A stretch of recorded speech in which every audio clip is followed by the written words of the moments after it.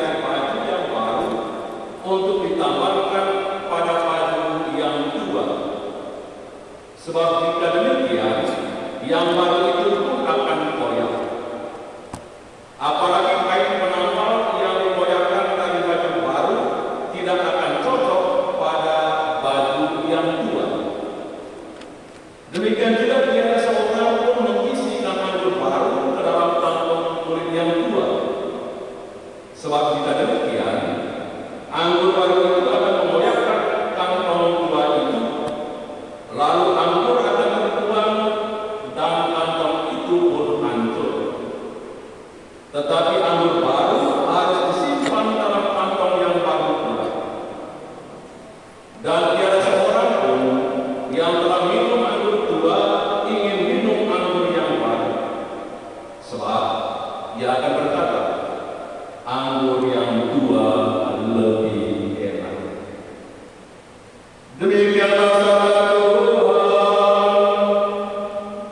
Terpujilah Kristus.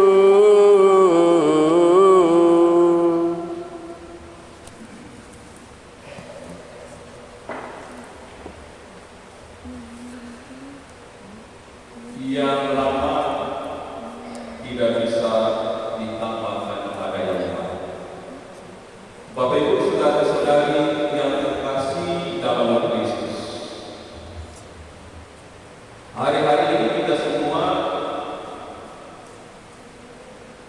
menyaksikan, melihat, menonton kunjungan apostolik Paus Fransiskus Indonesia yang berakhir pada hari ini.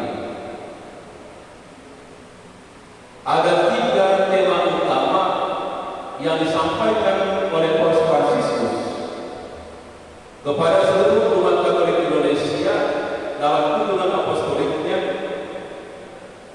yakni faith, iman, fraternity, persahabatan, persaudaraan, dan compassion, bela rasa. Paus Fransiskus mengajak kita untuk semakin setia bertumbuh dalam iman kepada Tuhan, menghayati iman kepada Tuhan bukan perkara mudah. Setia di dalam iman kepada Tuhan juga bukan hal yang gampang. Karena kenyataannya ada banyak orang yang telah menjadi Katolik dalam perjalanan hidup mereka tinggalkan imannya hanya karena hal-hal dunia, demi suatu jabatan, demi suatu profesi, agar diterima oleh kalangan masyarakat mayoritas dan lain sebagainya.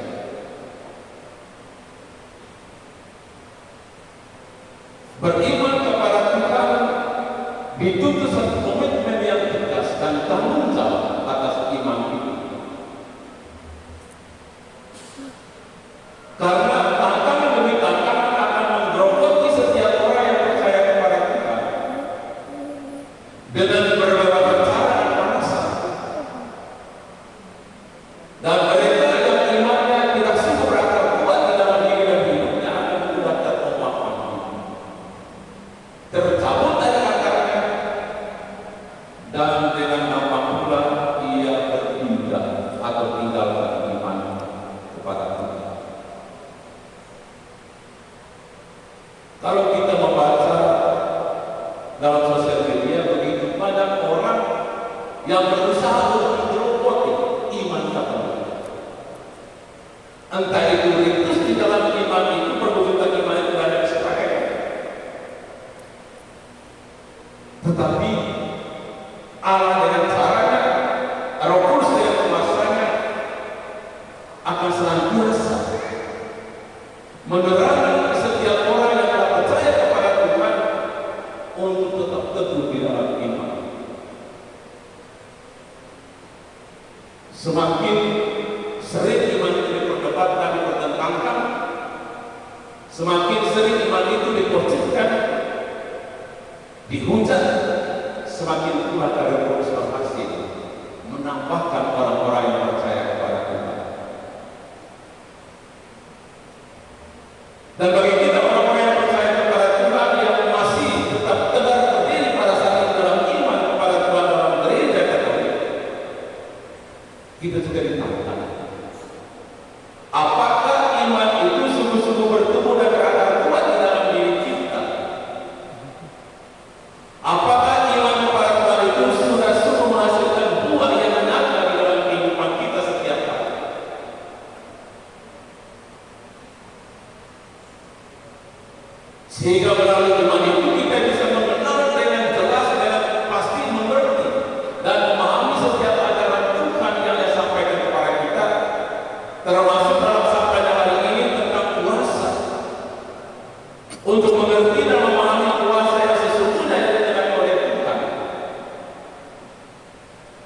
Dan kerap kali kita salah mengartikan makna puasa yang hendak oleh Tuhan hanya untuk melangsingkan diri. Yang lebar dikecilkan, yang menonjol ke depan dituliskan. Itu hal yang itu. Melalui sabda Tuhan kita mengerti bahwa makna puasa sesungguhnya adalah mempengaruhi hidup kita dari dalam, agar hidup kita semakin hari semakin dekat dengan Tuhan, agar hidup kita semakin hari semakin mendekati kesempurnaan kehidupan Bapa di surga. Sehingga dengan berpuasa itu kita senantiasa membawa dan menghadirkan kehidupan kita di hadapan Tuhan, hidup bersatu dengan Dia semakin erat, sehingga kehidupan yang kita jalani dengan segala macam praktis, ajaran perbuatan yang Tuhan kehendaki yang kita lakukan, semakin menghadirkan diri kita, hidup kita untuk selalu bercahaya di depan.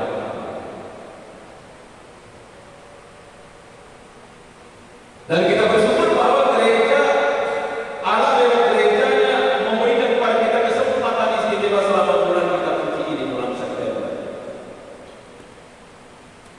Maka untuk semakin berakar dalam iman, kita diminta untuk tidak hanya menjadi pendengar sabda Tuhan, sebagaimana diserukan oleh Paulus dalam ucapan apostoliknya, tapi harus juga menjadi pelaku sabda Tuhan. Kita tidak hanya menjadi orang-orang yang duduk dengan teman mendengarkan sabda Tuhan itu, tetapi aktif terlibat untuk menjadi pelaku sabda Tuhan, menjadi pelaku firman Tuhan di dalam kehidupan sehari-hari.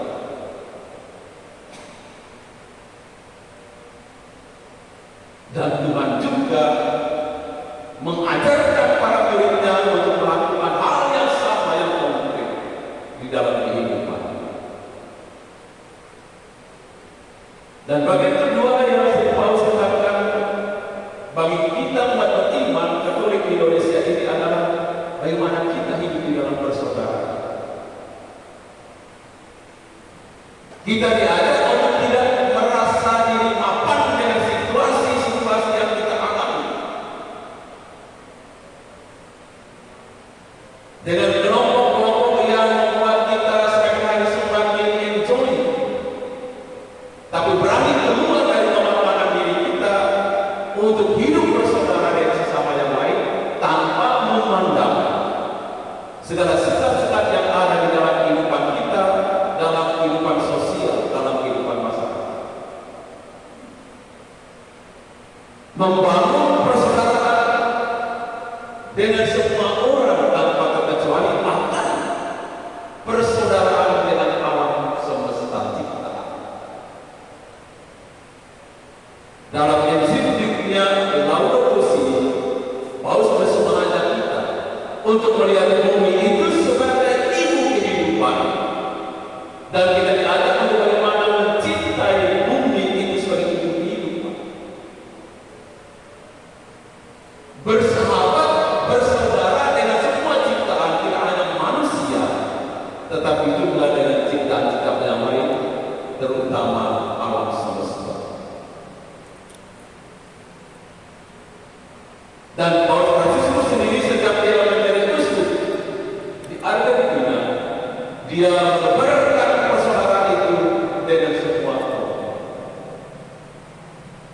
Maka tidak heran kalau kita melihat cara hidupnya sangat sederhana. Dia selalu mengutamakan orang-orang yang terbuang dari kehidupan sosial, yang tidak terpandang oleh sesamanya, dan hadir dalam situasi. Dalam kesederhanaannya, Paulus tidak menerima segala macam kebutuhan yang melekat sebagai seorang Paulus. Salibnya itu bukan dari emas, cincinnya bukan dari emas, itu dari perunggu.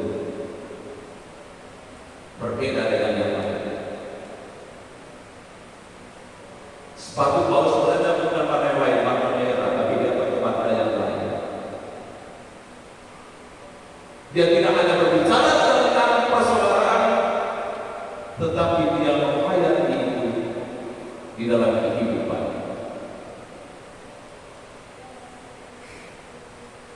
Ketika dia mengunjungi daerah-daerah tempat-tempat musliman terbesar, bagaimana dia membangun persaudaraan.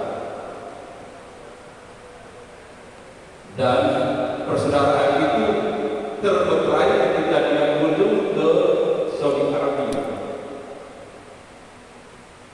Ada sebuah pernyataan bersama Paus bersama dengan para raja di sana tentang hidup bersaudara, melihat sesama manusia sebagai insan ciptaan Tuhan, dan menjauhkan segala macam sekat-sekat yang membuat manusia semakin jauh terpisah satu dengan yang lain. Maka iman kepada Tuhan diminta untuk diwujudkan di dalam tindakan konkret, bela rasa dengan sesama. Dan kita semua diminta sebagaimana Tuhan sendiri mengajak kita untuk terbuka hati dengan semua orang, berbela rasa dengan semua orang, berempati dengan semua orang, tidak hanya simpati tapi empati dengan semua orang, melalui tindakan-tindakan nyata, tindakan-tindakan konkret. Dan dalam permenungan bulan kita suci ini, kita diajak apa langkah konkret yang harus kita wujudkan di dalam kehidupan kita, di dalam komunitas kita, lingkungan, komunitas-komunitas basis. Tindakan konkret nyata apa yang kita lakukan dari beberapa refleksi kita selama bulan kita suci nasional ini. Langkah konkret bagi mereka yang sudah pernah melakukan pendalaman materi pertama, selalu ada tindakan konkret diminta. Apa tindakan konkret ini? Baik pribadi maupun juga bersama di dalam lingkungan, di dalam kelompok kategori. Secara pribadi mungkin ada orang yang bisa tindakan konkretnya, tapi untuk setiap membaca kitab suci, setiap hari membaca satu perikop, itu tindakan konkret kecil untuk diri sendiri. Berdoa dengan sadar Tuhan, supaya kita sungguh-sungguh mendengarkan apa yang Tuhan kehendaki dari kita yang harus kita wujudkan di dalam kehidupan kita setiap hari. Mungkin tindakan konkret dalam kebersamaan berakhir bulan kita suci ini, yakni membagikan sesuatu kepada mereka yang sangat membutuhkan. Mungkin mengunjungi orang-orang tua, membawa sedikit biskuit untuk mereka, gitu. Itu hal kecil, tetapi ada satu tindakan yang mengungkapkan rasa bela rasa kita kepada sesama. Karena itu kita belajar dari Yesus sendiri yang telah memberikan seluruh hidupnya untuk keselamatan kita manusia. Yesus mati di kayu salib, karena di sana Dia mengajak kita semua untuk dapat menerima kekuatan baru di dalam kehidupan kita, supaya kita mampu untuk menjadi tanda nyata kehadiran Tuhan, menghadirkan kasihnya, menghadirkan kebaikannya kepada sesama kita. Maka setiap kali kita Ekaristi, ketika kita dipulang, Tuhan mengutus kita, pergilah, kamu diutus. Kita diutus untuk apa? Untuk menghadirkan Tuhan itu secara nyata di dalam kehidupan kita, lewat kehidupan kita, lewat persaudaraan yang kita bangun, maupun juga lewat perbuatan-perbuatan pelayanan kasih yang kita lakukan di dalam kehidupan kita setiap hari, di dalam keluarga kita, dalam lingkungan yang paling kecil, dalam kelompok-kelompok komunitas, lingkungan-lingkungan, kelompok kategori, sehingga semakin hari semakin banyak orang boleh mengalami dan merasakan akan cinta dan kebaikan Tuhan di dalam kehidupan setiap hari. Setiap Jumat pertama kita bersama dengan istri menghormati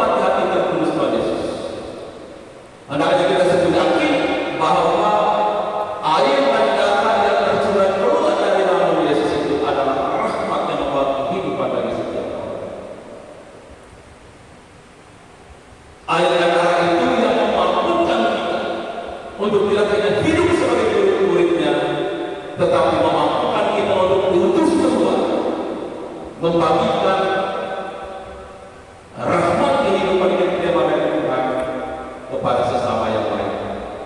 Lewat perbuatan-perbuatan yang kita lakukan, pelayanan kasih yang kita berikan kepada sesama kita. Karena itu Bapak Ibu Saudara-saudara yang terkasih, bila kita sungguh mengimani Tuhan, kita juga harus malu di dalam diri kita untuk mencintai sabda. Hidup dari sabdanya, agar sabda Tuhan itu sungguh menerangi kehidupan kita, sehingga pada akhirnya kehidupan kita menjadi berkat bagi sesama. Tuhan berkati. Amin.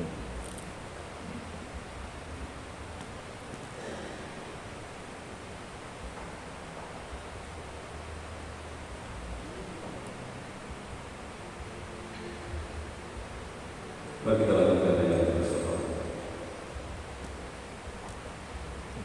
Amin. Amin.